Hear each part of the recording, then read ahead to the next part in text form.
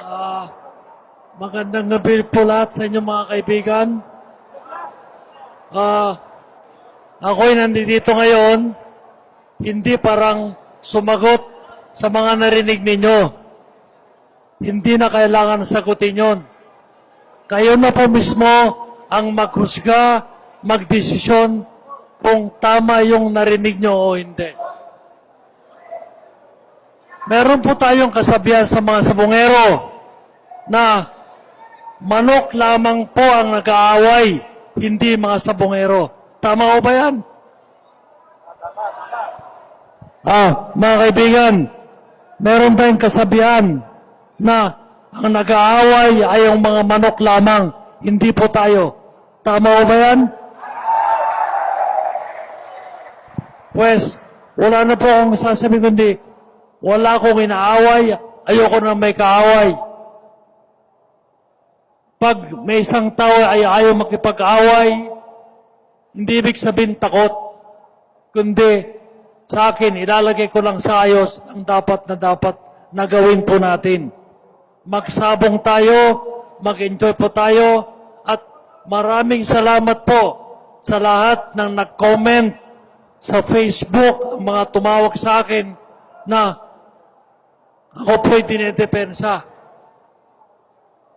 At isa pa mga kaibigan, tuwang-tuwa rin ako dahil ngayon mga kaibigan, nabubuo natin ang isang grupo na napakaganda na magpapaganda ng sabong. Hindi dahil sa kikitain lamang kundi ayusin po natin, ilagay natin sa ayos ngayon. Mga kaibigan, ang daming associations, grupo ng mga sabongero, kagaya po ng LBC, ang LGBA, ang mga taga-Negros, GF-BAN, NGBA, sa Panay, nandiyan din po ang UPAP, at iba pa pong mga grupo ng Tigmaan, at mga kaibigan, malapit-lapit na rin po na sasama sa grupo natin.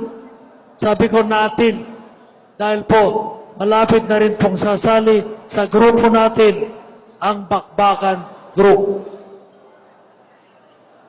Mga kaibigan, ibig sabihin yan na nagkakasundo na po itong mga grupo malalaki parang mapaganda natin ang paghawak ng sabong dito sa Pilipinas at saka sa buong mundo. Sabi ho natin, this is a gentleman's sport. Totoo po yan. Pilitin po natin na maginoo po tayo sa ating pagsasabong. At makita po ninyo na yan po ay kagaganda ng swerte natin pagkaganyan ang attitude natin. So maraming salamat po sa inyo at maniwala kayo, yan lang pong paraan parang gumanda ang sabong at buhay natin.